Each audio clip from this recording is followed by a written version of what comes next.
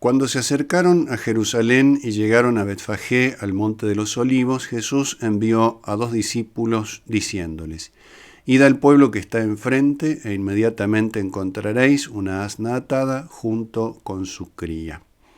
Desatadla y traédmelos. Y si alguien os dice algo, responded: el Señor los necesita y los va a devolver enseguida.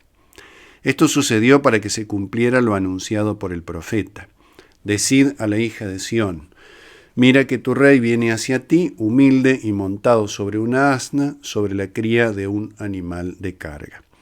Los discípulos fueron e hicieron lo que Jesús les había mandado. Trajeron el asna y su cría, pusieron sus mantos sobre ellos y Jesús se montó. Entonces la mayor parte de la gente comenzó a extender sus mantos sobre el camino y otros cortaban ramas de los árboles y lo cubrían con ellas. La multitud que iba delante de Jesús y la que lo seguía gritaba: Hosana al Hijo de David, bendito el que viene en nombre del Señor, hosana en las alturas. Cuando entró en Jerusalén, toda la ciudad se conmovió y preguntaban: ¿quién es este? Y la gente respondía: es Jesús, el profeta de Nazaret en Galilea. Siglos antes de Cristo, el profeta Zacarías había anunciado este momento. Exulta sin freno, hija de Sión, grita de alegría, hija de Jerusalén.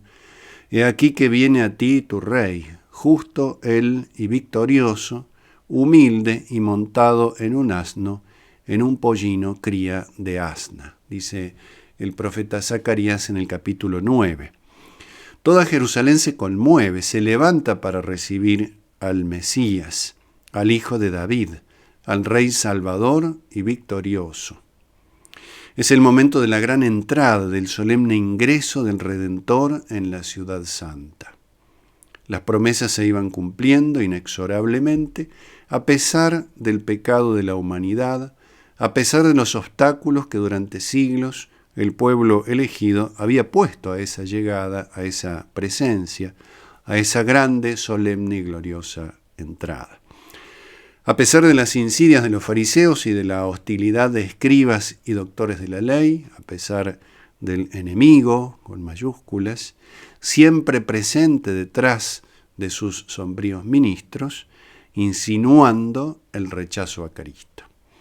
El Señor avanza, venciendo la maldad del mundo, diluyendo las densas tinieblas que lo envolvían en aquel tiempo, en la plenitud del tiempo. El Rey se adelanta despacio, sin prisa, pero sin demora, sin que obstáculo alguno pueda detenerlo, ni desviarlo, ni frenar su camino, ni apartarlo de la senda de la salvación que ofrece al mundo entero. Al paso del Rey, y en medio de las aclamaciones, la gente pone sus mantos para que Jesús pase por allí, pone sus mantos a los pies del Señor. No es un mero signo de respeto, de reverencia o de reconocimiento. Aquellos mantos representan a los fieles mismos, nos representan a nosotros. Son los creyentes quienes se postran delante del Señor. El manto simboliza la propia persona, lo más propio, la posesión más preciada. Simboliza a uno mismo. Hay como una identidad, casi podríamos decir, al menos en la simbología bíblica, entre el manto y su dueño, entre el manto y aquel que lo porta. Por eso fue tan grande el gesto de aquel ciego, si recordamos el pasaje, aquel ciego que al borde del camino pedía limosna y pidió a Cristo el poder verlo. Curado de su mal, se levanta, nos dice el Evangelio de San Marcos, y arrojando su manto, dio un salto y vino donde estaba Jesús. Y al instante recobró la vista y lo seguía por el camino. Está el tema del manto, también está el tema del camino, el tema de la luz. Pasa de las tinieblas a la luz, pero arrojó su manto, abandonó su manto, se despojó de sí mismo, como lo hicieron en cierta forma los creyentes que recibieron al Señor en aquel primer domingo de Ramos. pero se despoja para seguir a Cristo. La entrada triunfal en Jerusalén es realmente de un rey victorioso que pone el pie sobre el pecado de la humanidad, como signo de su victoria, de su reyesía, de su dominio por la misericordia y por la sangre que pocos días después derramará sobre el mundo.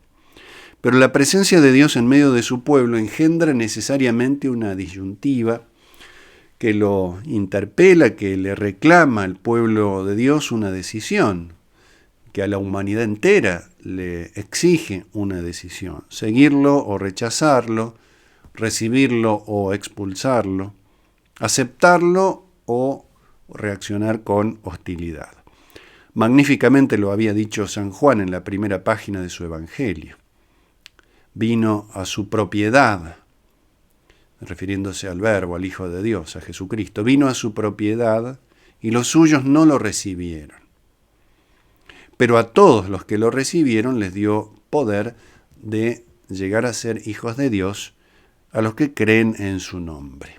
Aquí están los dos aspectos, las dos dimensiones, las dos posibilidades de reacción frente a la presencia de Cristo. Aceptarlo o rechazarlo, luz o tinieblas. Así como en este día, este Domingo de Ramos, conmemoramos la gran entrada en la Ciudad Santa, así el Viernes Santo su gran salida, su gran éxodo, doliente pero glorioso, sangrante pero salvífico. La hostilidad del mundo converge en ese día y la Iglesia quiere mostrarnos ambas cosas en este Domingo de Ramos. La lectura de este acontecimiento de la entrada en Jerusalén y la lectura de la pasión del Señor. Muchos de los que lo recibieron lo rechazarán después, mientras que otros que lo rechazaron lo recibirán, lo aceptarán, participarán en la fe de esa sangre salvadora. La gracia actúa por caminos misteriosos. Pese a las apariencias, su salida, su éxodo del Viernes Santo es también triunfal. Es un triunfo perceptible a la luz de la fe, no por criterios puramente humanos. Gracias al amor que lleva a Jesucristo al Calvario, el mundo será redimido. También allí avanza como Rey victorioso, cargando con la cruz, envuelto en el misterio de sus silencios, tal como lo contemplara Isaías siglos atrás. En el capítulo 53 del libro de Isaías dice: fue oprimido y él se humilló y no abrió la boca, como un cordero al degüello era llevado, y como oveja que ante los que la trasquilan está muda, tampoco él abrió la boca. Contemple ese cordero silencioso y firme camino al sacrificio. Por ese camino de la cruz y por esa muerte gloriosa, el profeta contempla extasiado su triunfo. También en el mismo capítulo 53 de Isaías dice: por eso le daré su parte entre los grandes, y con poderosos repartirá despojos, ya que indefenso se entregó a la muerte, y con los rebeldes fue contado, cuando él llevó el pecado de muchos e intercedió por los rebeldes.